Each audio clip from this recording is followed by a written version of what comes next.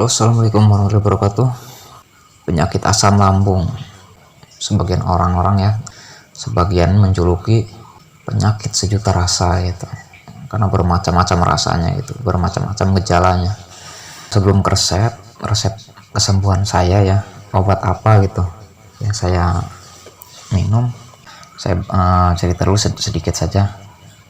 Penyakit asam lambung saya itu sekitar 1 bulan lebih ya, 1 bulan lebih, dan gejalanya itu sesak napas karena ulu hati naik ke atas gitu. Sebagian orang itu gejalanya ada yang muntah-muntah ya, ada yang bermacam-macam lah, muntah-muntah, kecemasan, panik yang berlebih dan sebagainya. Nah, saya pun sama sebetulnya, hanya saja kalau saya tidak sampai ke level muntah-muntah gitu, alhamdulillah. Hanya baru sesak napas.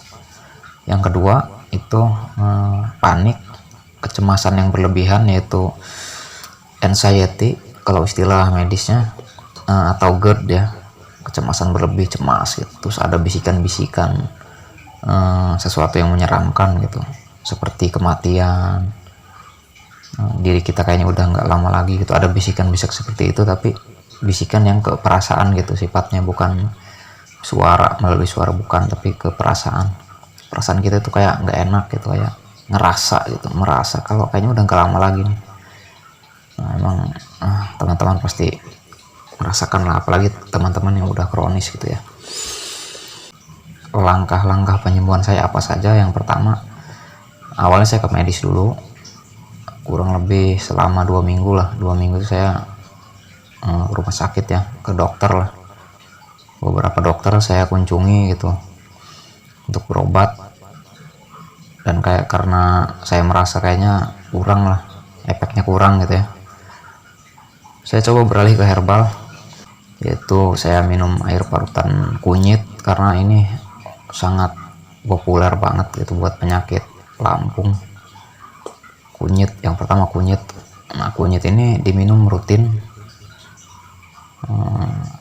setiap pagi. Jadi teman-teman coba minum kunyit itu setiap hari ya, di waktu pagi gitu, selama 1 minggu coba gitu. Nah, nanti siangnya daun bidara, rebusan bidara gitu ya, kurang lebih 7-10 lembar lah itu, karena saya nggak dihitung ya, kira-kira ya sekitar kurang lebih 10 lah, 10 lembar. Tapi kalau sunnah itu 7 lembar. Nah, jadi teman-teman coba dulu kira-kira 1 minggu lah, rutin tiap pagi gitu, pagi dan malam, atau pagi dan sore, atau pagi dan malam, air parutan kunyit ya, air parutan kunyit. Nah, kalau saya diseling ya, walaupun kadang selama 3 hari berturut-turut tuh air kunyit terus, nanti kadang diganti juga sama air jahe gitu, rebusan jahe itu. Kadang juga air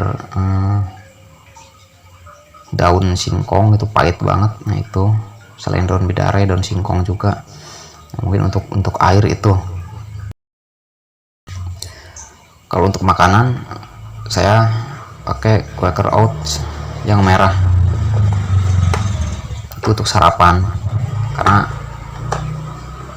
sebetulnya kan gini, penyakit asam lambung ini imbas dari pola makan yang tidak teratur sebetulnya. Kalau saya perhatikan ya, beberapa teman saya itu ada yang tidak sedikit yang terkena asam lambung itu karena, kalau saya perhatikan, pola makannya tidak teratur gitu. Dan itu pun yang saya alami gitu, kurang teratur, tidak teraturan pola makan. Kalau seandainya pola makan teratur, insya Allah gitu. Kecuali kalau kita mau puasa gitu, kalau misalkan kita tidak puasa ya kita harus teratur lah. Pagi gitu kan, jam siang makan siang itu jam 12 atau jam 11, makan jam 4, nanti pas mau jam 8 malam makan lagi, makan malam gitu, di 4 kali. Sebetulnya minimal kan 3 kali atau 2 kali lah, pagi dan sore, tapi teratur, jangan menunda gitu. Nah, itu kalau sarapan saya Quaker Oats merah, itu toppingnya tuh madu, pisang kuning tuh, warna kuning, kadang juga apel, kadang dikasih alpukat, kadang quaker oat madu sama pisang doang gitu, dan itu aman buat lambung, nggak, insya Allah nggak sakit gitu, karena kan lembut banget, jadi mudah dicerna juga buat lambung. Bagus pokoknya, itu rutinin teman-teman. Awalnya mungkin bagi teman-teman yang belum terbiasa makan ini itu nggak enak ya, sangat tawar. Tapi kalau misalkan selama 1 minggu rutin sarapan pakai ini dan makan malam juga pakai ini, kalau bisa makan malam juga, pagi dan malam, itu kalau 1 minggu insya Allah itu teman-teman pasti suka gitu, karena terbiasa lidahnya membiasakan sesuatu yang belum biasa kita makan kan. Kalau tidak terbiasa makan gandum, kita sangat sebentar gitu daya tahan penunda laparnya itu. Kalau makan gandum itu selama 2 atau ya 1 atau 2 jam lah akan lapar gitu. Nggak apa-apa teman-teman, makan lagi gitu pakai nasi yang lembek ya, dan tempe, itu tempe sayur, tempe di sayur ditumis, itu aman teman-teman. Nah itu untuk makanan ya. Yang ketiga, perasaan. Banyak mendengarkan nasihat-nasihat agama ya, agama saya Islam gitu, saya dengar kajian, kadang buka-buka kitab suci saya gitu plus terjemahannya, kadang juga buka-buka tafsirnya gitu, dan itu lumayan bisa kalau kita terus paksakan gitu, itu bisa meminimalisir gitu bisikan-bisikan atau halusinasi-halusinasi, itu bisa terminimalisir. Karena mungkin kalau kita bicara dalam sudut pandang goib ya, mungkin itu juga ada campur tangan dari makhluk-makhluk yang tak kasat mata, yang jahat ya, yang jahat gitu.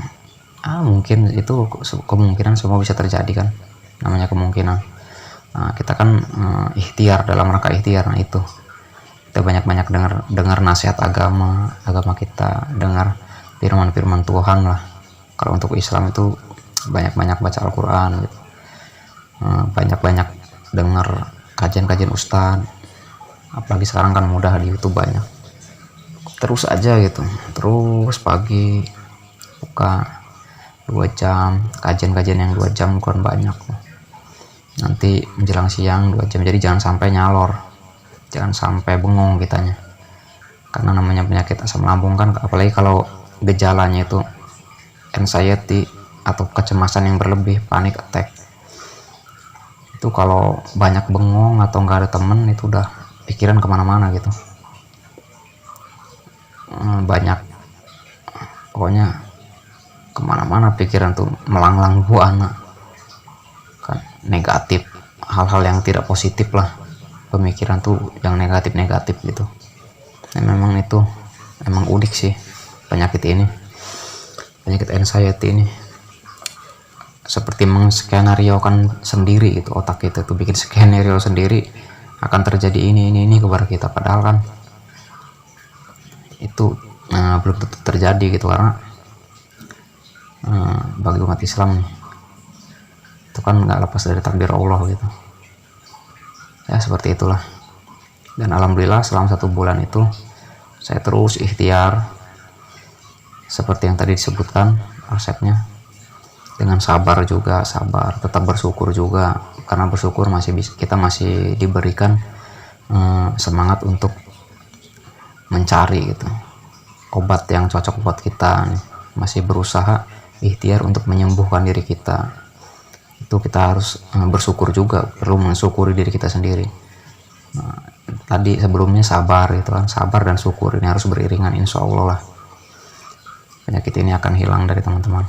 Yang penting tetap berusaha optimis ya, mudah-mudahan bermanfaat resep kesembuhan dari pengalaman saya ya. Semoga ini cocok diterapkan buat teman-teman, namanya juga ikhtiar ya, coba aja. Kalau misalkan teman-teman diniatkan karena Allah, karena Tuhan, ikhtiar ini, dan itu pasti ada pahalanya. Yang penting niatnya lillahi ta'ala, insya Allah. Pokoknya ya, tetap semangat, semoga cepat sembuh. Oke, wassalamualaikum warahmatullahi wabarakatuh.